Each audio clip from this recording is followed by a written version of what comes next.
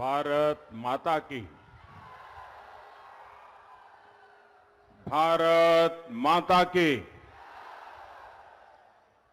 भारत माता की। मां खड़गेश्वरी, बाबा मदनेश्वर, बाबा सुंदरनाथ के ई पवित्र भूमि के नमन करे छी।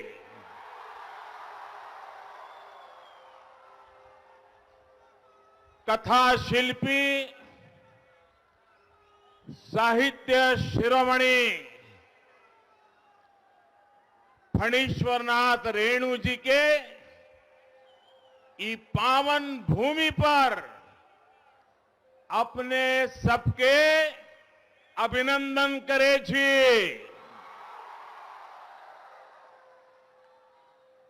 मंच पर उपस्थित केंद्रीय मंत्रिमंडल के मेरे साथी श्रीमान अश्विनी कुमार चौबे जी, बिहार के पूर्व मुख्यमंत्री और हम पार्टी के अध्यक्ष श्रीमान जीतन राम मांझी जी, झारखंड के पूर्व मुख्यमंत्री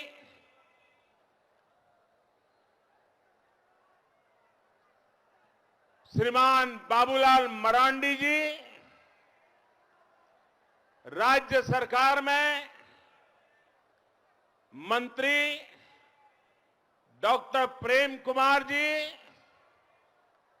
संसद में मेरे साथी श्रीमान राजीव रंजन जी, श्रीमान प्रदीप सिंह जी, एनडीए के सभी प्रतिनिधिगण, सभी वरिष्ठ नेतागण, उम्मीदवारगण और विशाल संख्या में हम सबको आशीर्वाद देने के लिए आए हुए मेरे प्यारे भाई और बहनों,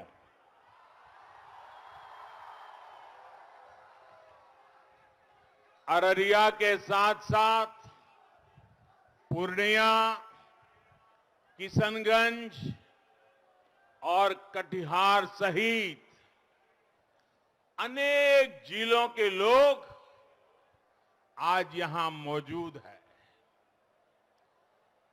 इससे भी ज्यादा लोग अलग अलग स्थान पर टेक्नोलॉजी के माध्यम से, ऑनलाइन, डिजिटल माध्यम से अनेक लोग हजारों की तादाद में आज इस सभा के साथ जुड़े हुए हैं। मैं आप सभी को आदरपूर्वक प्रणाम करता हूं। साथियों, बिहार में आज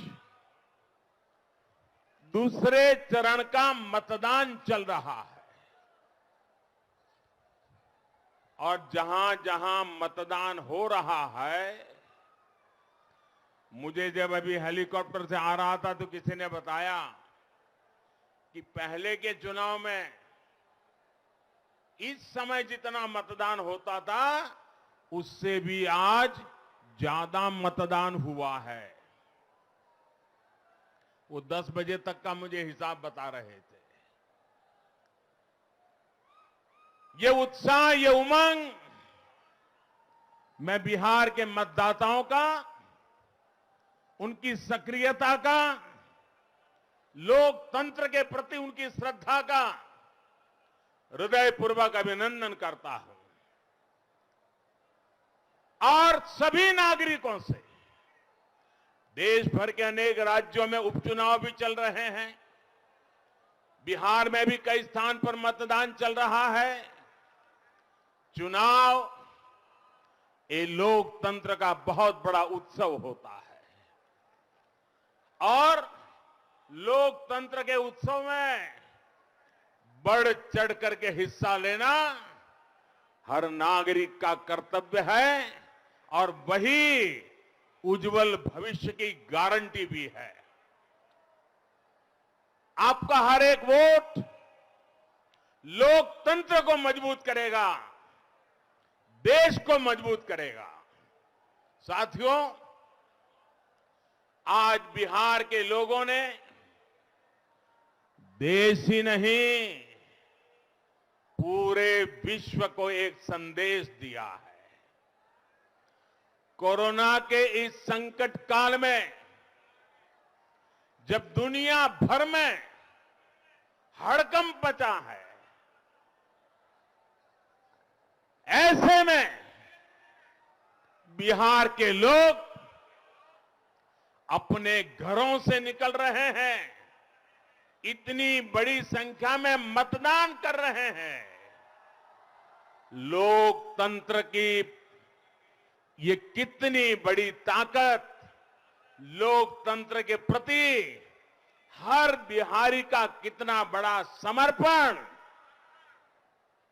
ये पूरे विश्व के लिए ये सिर्फ मतदान, चुनाव, जीत हार वहां तक सीमित नहीं है। विश्व के सभी थिंक टैंक को, विश्व के सभी थॉट लीडर्स को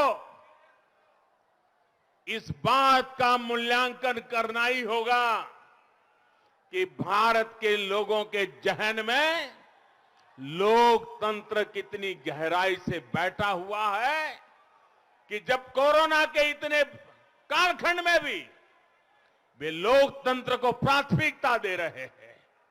ये पूरी दुनिया के लिए एक भरोसा जगाने वाली घटना है। ऐसे कठिन समय में इतनी तैयारी के साथ, इतनी सारी सावधानियों के साथ चुनाव कराने के लिए मैं हमारे देश के चुनाव आयोग को लाख लाख बधाई देता हूं।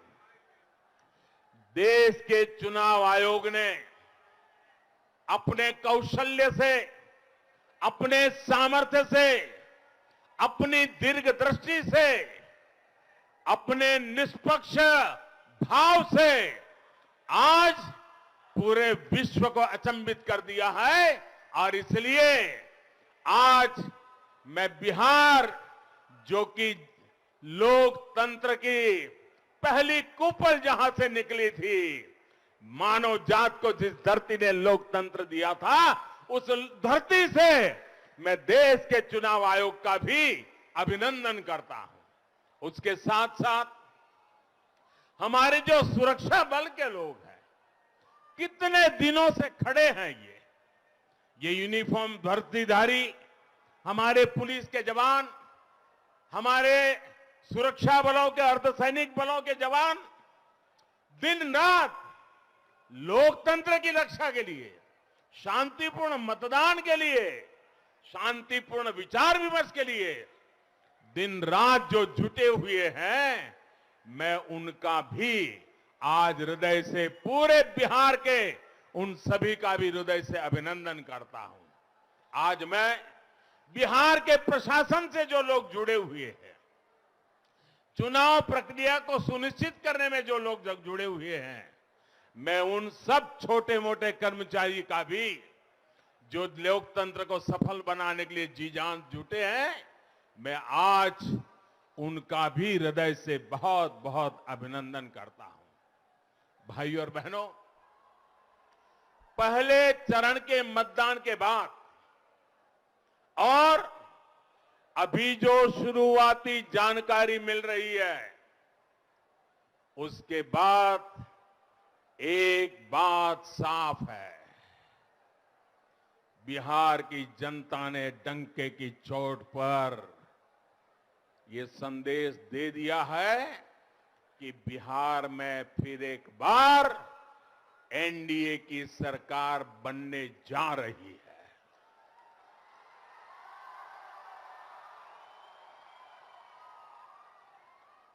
बिहार की पवित्र भूमि ने ठान लिया है कि इस नए दशक में बिहार को नई ऊंचाई पर पहुंचाएंगे। बिहार के लोगों ने जंगल राज को, डबल डबल युवराजों को सिरे से नकार दिया है। बिहार में एक कहावत है और बड़ी सटीक कहावत है।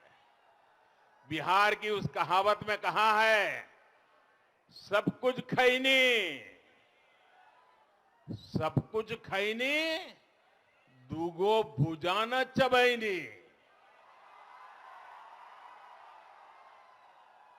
यानी भर पेट भोजन करने के बाद भी खाने वाले की नजर अब भुजा पर है। यही इनकी सोच है। आज एनडीए के विरोध में जो लोग खड़े हैं, वो इतना कुछ खाने पीने के बाद अब फिर से बिहार को लालच भरी नजरों से देख रहे हैं। लेकिन बिहार की जनता जानती है कि कौन बिहार के विकास के लिए प्रतिबद्ध है और कौन अपने परिवार के विकास के लिए। भाइयों और बहनों, आज बिहार में परिवारवाद हार रहा है, जनतंत्र फिर से जीत रहा है।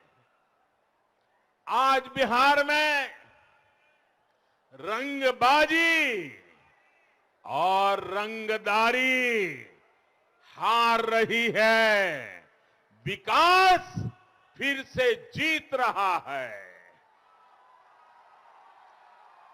आज बिहार में अहंकार हार रहा है और परिश्रम फिर से जीत रहा है। आज बिहार में घोटाला हार रहा है और लोगों का हक फिर से जीत रहा है। आज बिहार में गुंडागर्दी हार रही है, कानून का राज वापस लाने वाले फिर जीत रहे हैं। भाइयों और बहनों, बिहार वो दिन भूल नहीं सकता जब चुनाव को इन लोगों ने मजाक बनाकर रख दिया था। इनके लिए चुनाव का मतलब था चारों तरफ हिंसा, हत्याएं, बूथ कैप्चरिंग। बिहार के गरीबों से इन लोगों ने वोट देने तक का अधिकार भी छीन करके रखा था। गरीबों को घरों में कैद करके उनके नाम से जंगल राज वाले खुद जाकर के वोट दिया करते थे। तब मतदान नहीं होता था, वो तो दिखता था सिर्फ। हकीकत में तो वो दिन थे जब मत छीन लिया जाता था, वोट की लूट होती थी, गरीब के हक की लूट होती थी। बिहार में गरीब को सही मायनों में मतदान का अधिकार एनडीए ने दिया है। आज बिहार में दलित हो, महादलित हो, पिछड़ा हो, अति पिछड़ा हो, वंचित हो, किसी भी वर्ग का हो, किसी को भी मानने वाला हो, उसे अपनी पसंद के उम्मीदवार को चुनने का अधिकार मिला है। आज तो मैं माहौल यहां तक देख रहा हूं, मैं सोशल मीडिया कभी कभी देखता रहता हूं। इन दिनों मैं देख रहा हूं कि बिहार में महिलाएं कह रही है, भाई घर वालों को जो करना है करेंगे, मैं तो मोदी के साथ चलूंगी। बिहार की हर मां, बिहार की हर बेटी आज हम सबको आशीर्वाद दे रही है, यही तो लोकतंत्र की अपनी एक ताकत है भाइयों। साथियों, अगर बिहार में पहले जैसे ही हालात होते तो सच मानिए गरीब मां का ये बेटा कभी प्रधानमंत्री नहीं बन पाता, आपका प्रधान सेवक नहीं बन पाता। आज जब गरीब को अपना अधिकार मिला है तो वो उसने देश की राजनीति की दिशा तय करने की कमान भी खुद संभाल ली है। अब वो सिर्फ अपना ही नहीं, देश के भविष्य, देश की आकांक्षा को पूरा करने में ही उतना ही साझेदार है, उतना ही भागीदार है। साथियों, बीते दशक बिहार की आवश्यकताओं को पूरा करने के लिए था और नीतीश बाबू ने, उनकी पूरी टीम ने जी जान लगा करके एक के बाद एक बिहार के लोगों की आवश्यकताओं को पूरा करने के लिए कोई कसर नहीं छोड़ी। विपरीत परिस्थितियों में भी वो रुके नहीं, मान अपमान के बीच भी कभी थके नहीं और जुल्म करने वालों की आदत के सामने वे कभी झुके भी नहीं थे, क्योंकि आपकी आवश्यकताओं को पूरा करना यही नीतीश बाबू और उनकी पूरी टीम का मकसद था। वो उन्होंने करके दिखाया है। वो दशक बिहार के हर नागरिक की आवश्यकताओं को पूरा करने का था और अब ये दशक 2021 से 2030 वाला ये दशक बिहार के आकांक्षाओं को पूरा करने का समय है। इसके लिए दशक है। बीते दशक में बिहार में हर घर में बिजली पहुंची। अब ये दशक बिहार को 2400 घंटे जगमगाने का है। बीते दशक में बिहार में घर घर गैस कनेक्शन पहुंचा। अब ये दशक बिहार के घरों में पाइप से गैस पहुंचाने का है। बीते दशक में बिहार के हर घर में शौचालय की सुविधा पहुंची। अब ये दशक बिहार के हर गरीब को पक्की छत देने का है। बीते दशक में शहर और गांव में सड़कों की स्थिति सुधरी। अब ये दशक नए एयरपोर्ट, नए वाटर पोर्ट देने का है। बीते दशक में जंगल राज के प्रभावों को कम किया गया। अब ये दशक बिहार की नई उड़ान का है, नई संभावनाओं का है। बिहार को जब फिर इस बार डबल इंजन की ताकत मिलेगी तो यहां का विकास पहले से भी तेज गति से होगा, ये मैं आपको विश्वास दिलाने आया हूं। भाइयों और बहनों, सबका साथ, सबका विकास, सबका विश्वास के मंत्र पर चलते हुए आज एनडीए सरकार बिना किसी भेदभाव लोगों के हितों के लिए काम कर रही है। आज बिना किसी भेदभाव बिहार के करीब करीब 75 लाख 74 लाख से ज्यादा किसानों के बैंक खातों में सीधे पैसे ट्रांसफर किए जा रहे हैं। यहां अगर मैं अररिया की बात करूं तो मेरे साथी सक्रिय रहते हैं हमारे प्रदीप जी। यहां अररिया के भी 2 लाख किसानों को ये मदद उनके खाते में सीधी पहुंची है भाई। बिना किसी भेदभाव बिहार की लगभग 90 लाख गरीब बहन बेटियों को घर में धुएं से मुक्ति दिलाने वाला मुफ्त में गैस कनेक्शन दे दिया गया है। अगर मैं यहां अररिया की बात करूं, इस इलाके में भी 3.5 लाख से ज्यादा महिलाओं को उनके चूल्हे तक ये गैस का काम अब हो चुका है। बिना किसी भेदभाव बिहार में 1.25 करोड़ से ज्यादा शौचालय बनवाए गए हैं। यहां अररिया में भी 4 लाख से ज्यादा शौचालय बने हैं।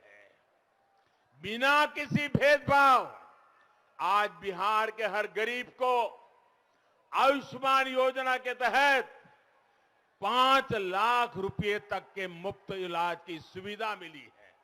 भाइयों बहनों, गरीब के घर में अगर कोई गंभीर बीमारी घुस जाती है तो सिर्फ एक व्यक्ति की जिंदगी नहीं, उस परिवार की पूरी पीढ़ी तबाह हो जाती है। गरीबी से बाहर निकलना चाहता है, एक कदम गरीबी से बाहर ले आया है, लेकिन अगर घर में बीमारी आ गई तो फिर वो गरीबी के अंदर फिर उलझ जाता है।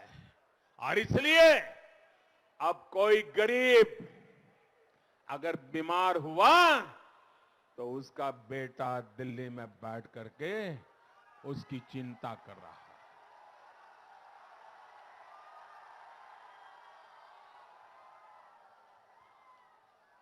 मेरा गरीब अब दवाई के बिना, मेरा गरीब अब डॉक्टर के बिना, मेरा गरीब अब अस्पताल के बिना जिंदगी और मौत के बीच जूझता नहीं रहेगा। सरकार 5 लाख रुपए तक का खर्च खुद उठा रही है। भाइयों साथियों, बिहार अब उन लोगों को पहचान चुका है जिनका एकमात्र सपना है किसी तरह लोगों को डराकर, अफवाह फैलाकर, समाज को बांटकर कैसे भी करके सत्ता हथिया लेना। इनकी तो बरसों से यही सोच है। इन्होंने यही देखा है, यही समझा है, यही सीखा है। भाइयों बहनों, हमारे यहां बिहार में कहा जाता है,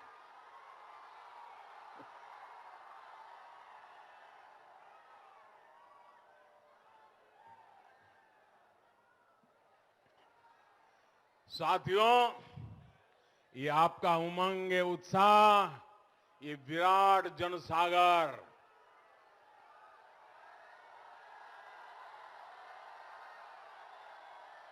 ये अद्भुत नजारा है, ये अद्भुत नजारा।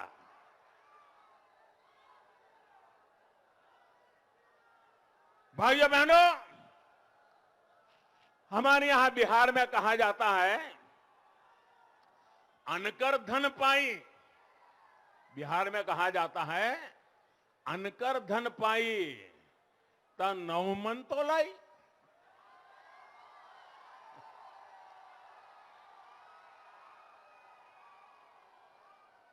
स्वार्थ का भाव ये कि जब दूसरे का पैसा है, जितना चाहे मार लो, खरीदो, क्या फर्क पड़ता है। जब जनता का पैसा है तो जितना चाहे लूटो। ये लोग जनता के लिए, आपके लिए काम नहीं कर सकते। लेकिन आज बिहार की जनता, देश की जनता इन सब लोगों की सच्चाई बराबर जान चुकी है। आप देखिए, ऐसे ही झूठ बोल बोलकर कांग्रेस ने देश के लोगों को क्या क्या सपना दे ही दिखाया।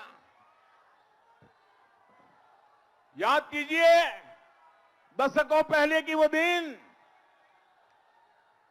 उछल उछल करके बोल रहे थे गरीबी हटाएंगे, गरीबी हटाएंगे, गरीबी हटाएंगे। चुनाव आते ही कहते थे किसानों का कर्ज माफ करेंगे, माफ करेंगे। कभी फौजियों को मिलते थे तो कहते थे देखिए वन पेंशन लागू करेंगे, वन रैंक में पेंशन लागू करेंगे। कभी व्यापारियों से मिलते तो फिर जब लॉलीपॉप पकड़ा देते हैं, टैक्स का जाल कम करेंगे, टैक्स का जाल कम करेंगे। बातें बहुत की, लेकिन भाइयों बहनों इतिहास गवाह है, दस्तावेज मौजूद है, इन्होंने इसमें से एक भी काम नहीं किया। बातें की, गुमराह किया लोगों को, और इसलिए जनता को लंबे अरसे तक मूर्ख नहीं बना सकते हो। देखिए कांग्रेस का हाल क्या हुआ है, कांग्रेस की हालत कैसी करके रखी है जनता ने। आज कांग्रेस की हालत यह है, आज कांग्रेस की हालत यह है कि लोकसभा और राज्यसभा दोनों को मिला दें तो भी कांग्रेस के पास 100 सांसद भी नहीं है, 100 सांसद भी नहीं है। यह हाल जनता ने उनका करके रखा है, और जब भी मौका मिलता है जनता आज भी उनको सजा देती रहती है। और इतना ही नहीं, इस देश के अनेक राज्य ऐसे हैं जिन राज्यों ने कांग्रेस के एक भी बंदे को लोकसभा राज्यसभा तक पहुंचने नहीं दिया। जम्मू कश्मीर देख लीजिए, उत्तराखंड देख लीजिए, राजस्थान देख लीजिए, गुजरात देख लीजिए, आंध्र प्रदेश देख लीजिए, अरुणाचल प्रदेश देख लीजिए। अनेक ऐसे राज्य हैं जहां से कांग्रेस के एक बंदे को भी वहां की जनता ने दिल्ली लोकसभा राज्यसभा में पैर नहीं रखने दिया। आप कल्पना कर सकते हैं देश की जनता इन लोगों से कितनी नाराज है। यूपी, बिहार जैसे राज्यों में आज कांग्रेस तीसरे, चौथे, पांचवें नंबर पर किसी का कुर्ता पकड़ के बचने की कोशिश कर रही है। ये इसलिए हो रहा है क्योंकि इनकी कथनी और करनी में फर्क है। जबकि एनडीए सरकार जो कहती है, और कहती भी वही है जो जनता के लिए जरूरी है, और जो जनता के लिए जरूरी है उसी के लिए जी जान से जुड़ जाती है और करके दिखाती है। साथियों, आज एनडीए की सरकार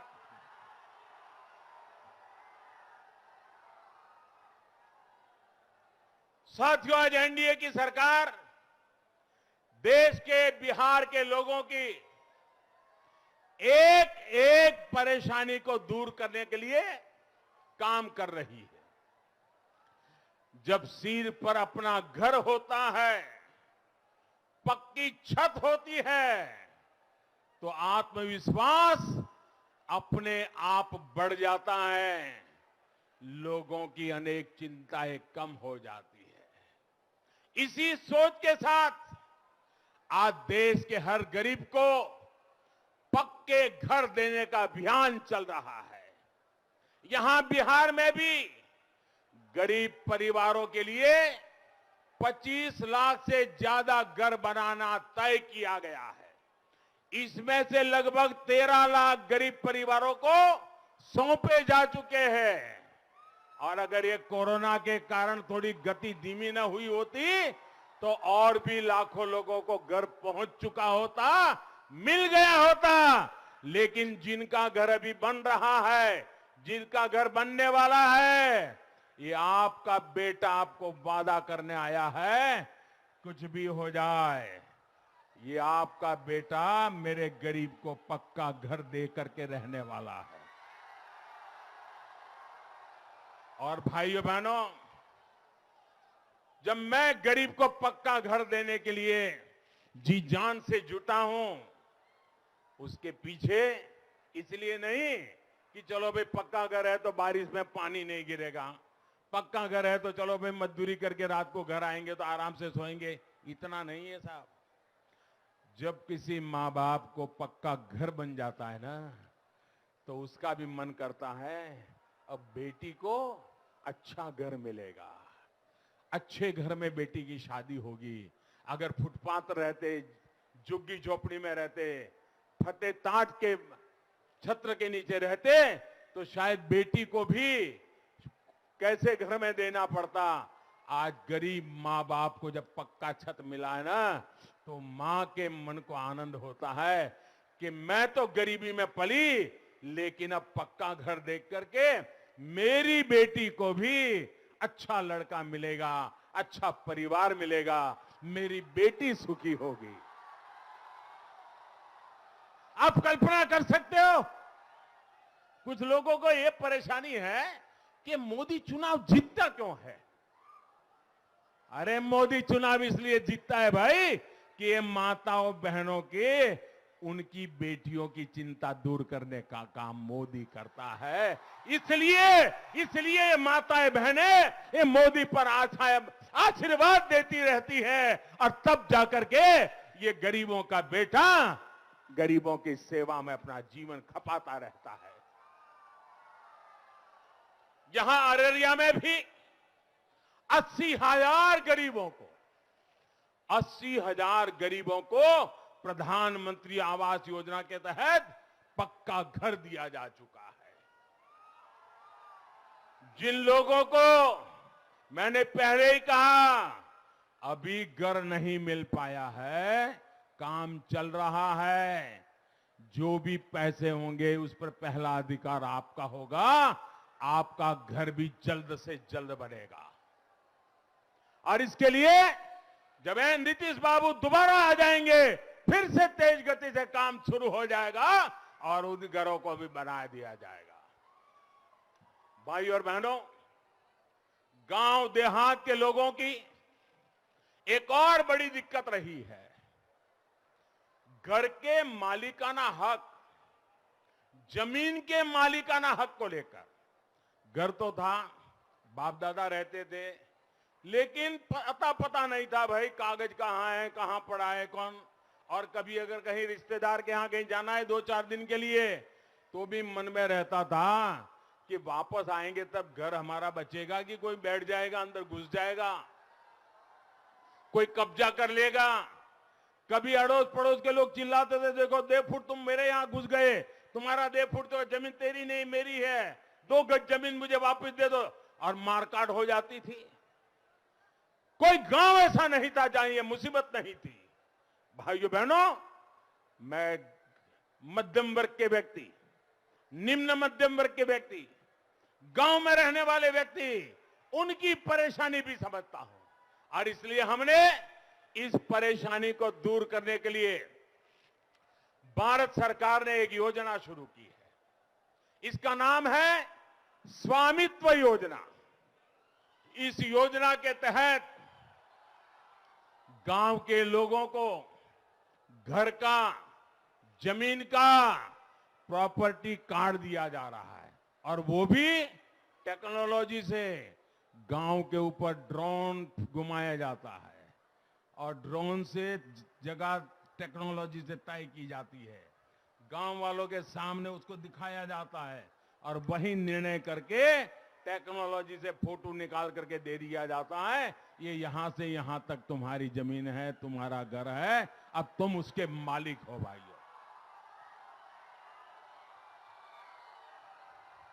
कुछ लोग सोचते हैं टेक्नोलॉजी तो बड़े बड़े लोगों के लिए होती है, मोदी सोचता है टेक्नोलॉजी भी गरीबों को एम्पावर करने के लिए हो सकती है, और मैंने करके दिखाया है। दोस्तों, प्रॉपर्टी कार्ड मिलने से 2 बहुत बड़े फायदे होंगे।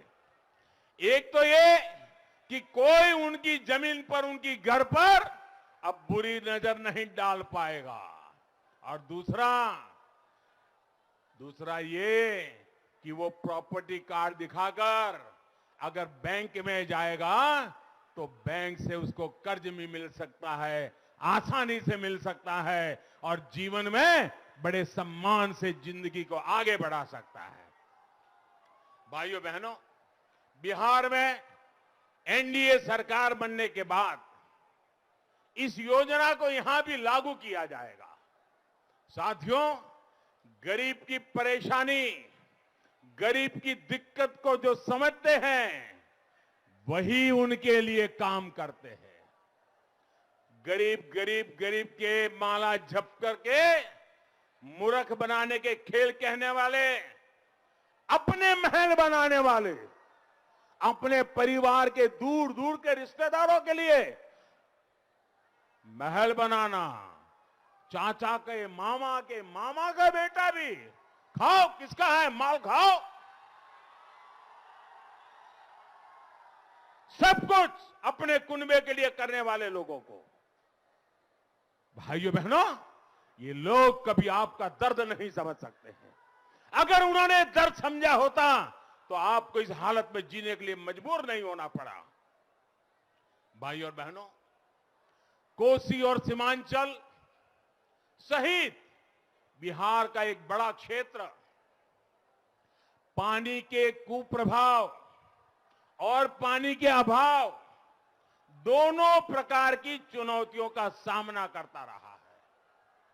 बीते सालों में एनडीए सरकार ने प्रदूषित पानी के प्रभाव और साफ पानी के अभाव दोनों को कम करने के लिए निरंतर काम किया है। कोरोना काल में ही बिहार में 60 लाख से ज्यादा परिवारों को पाइप से पानी की सुविधा दी गई है। अररिया, पूर्णिया सहित सीमांचल के अनेक जिलों में भी हर घर तक जल पहुंचाने के लिए तेजी से काम चल रहा है। भाइयों और बहनों, बिहार के विकास का सपना, बिहार में कनेक्टिविटी सुधार कर उसके बिना आधुनिकता की तरफ नहीं जा सकते और इसलिए हम उस पर भी पूरी ताकत से लगे हैं। बेहतर कनेक्टिविटी अपने साथ उद्यम, उद्योग और रोजगार के नए अवसर तीनों एक साथ लेकर के आती है।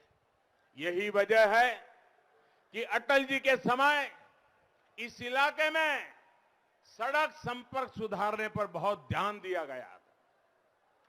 यही वजह है कि जब पीएम पैकेज का ऐलान किया गया था तो उसमें सबसे ज्यादा जोर बिहार में कनेक्टिविटी सुधारने पर दिया गया।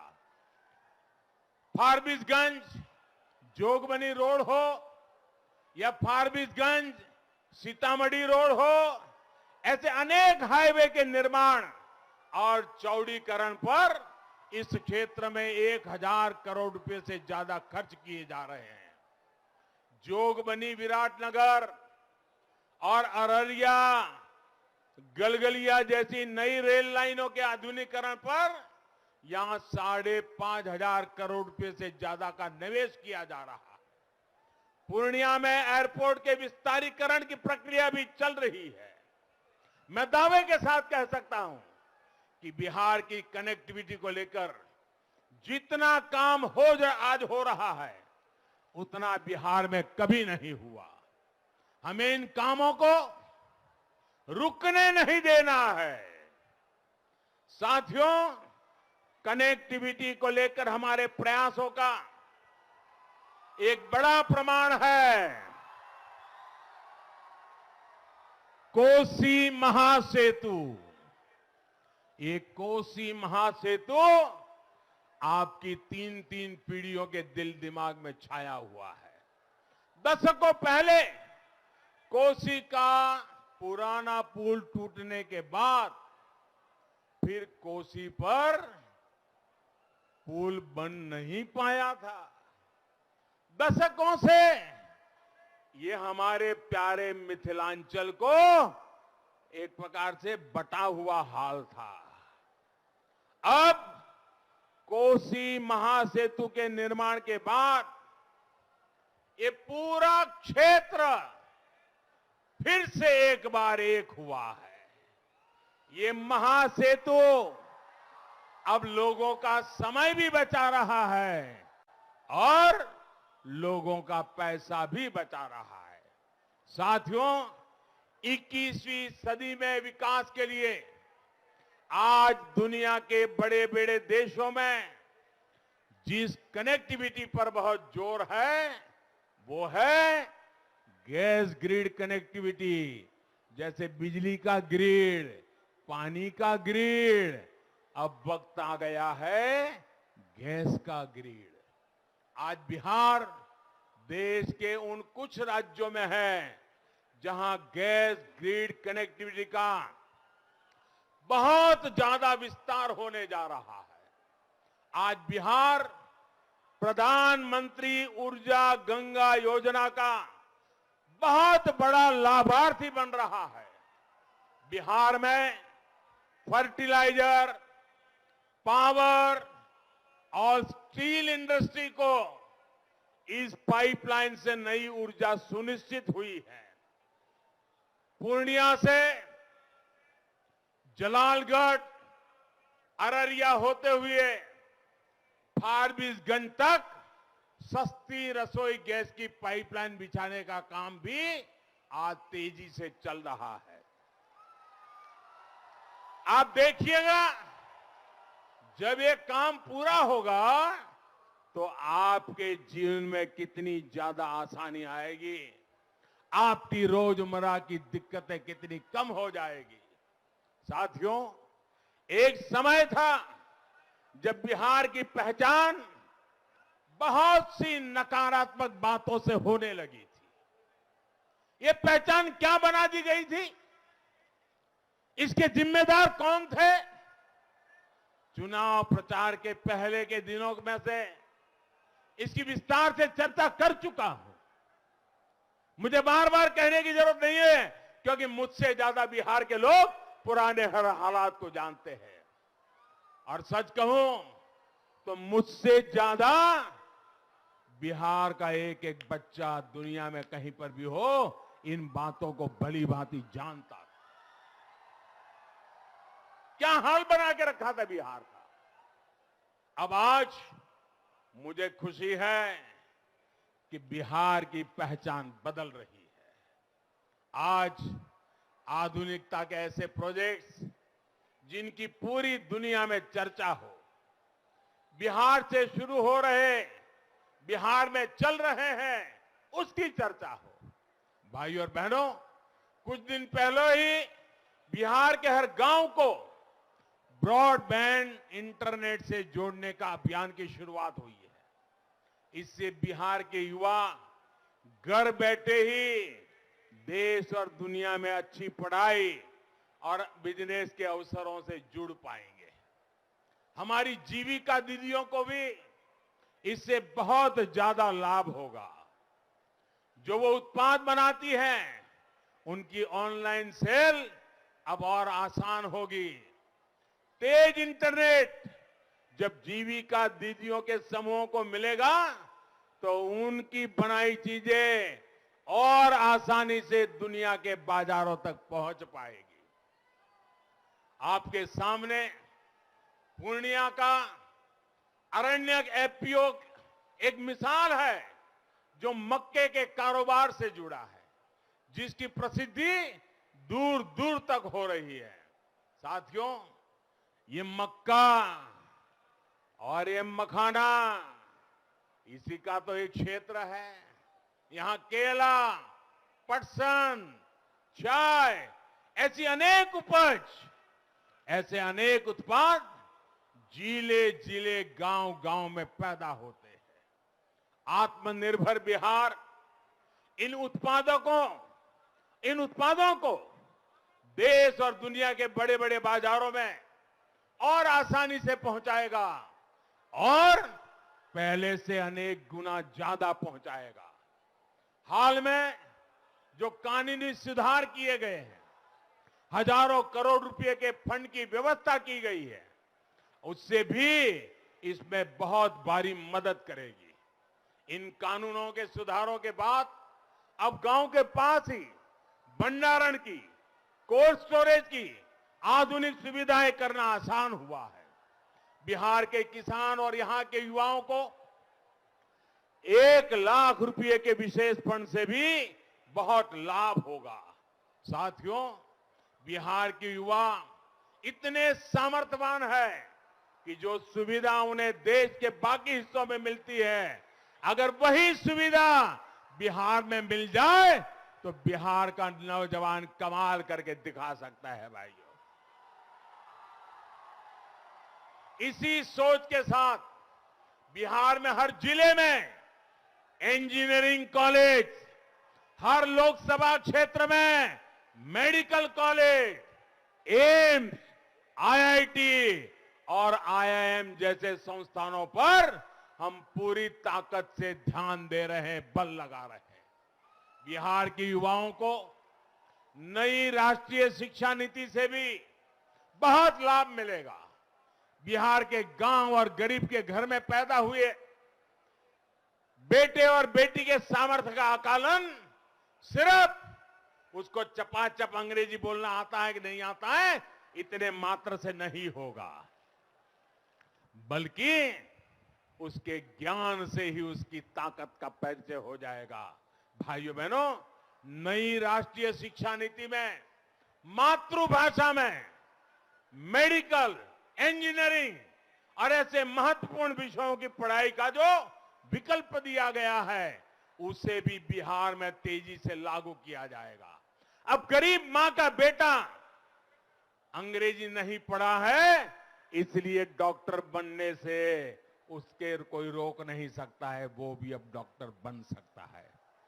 गरीब मां का बेटा इंजीनियर बन सकता है। साथियों, बिहार की इस गौरवशाली धरती को आत्मनिर्भर भारत, आत्मनिर्भर बिहार के संकल्प के साथ आगे बढ़ा रहा है। इस संकल्प की सिद्धि सभी की भागीदारी से संभव है, सभी के सक्रिय सहयोग से संभव है। इसी संकल्प के साथ आपको अपना एक एक वोट एनडीए यानी भाजपा, जेडीयू, हम पार्टी और वीआईपी पार्टी के उम्मीदवारों को डालना है।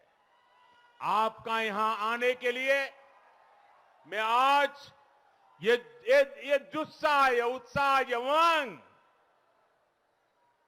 कभी मैं भूल नहीं सकता हूं। भाइयों बहनों, ये आशीर्वाद मेरे लिए बहुत बड़ी ताकत है, हम सबके लिए बहुत बड़ी ताकत है। मैं आपका जितना धन्यवाद करूं उतना कम है। दोनों हाथ ऊपर करके, दोनों मुट्ठी बंद करके पूरी ताकत से मेरे साथ बोलिए, भारत माता की, भारत माता की, भारत माता की, भारत माता की। बहुत बहुत धन्यवाद।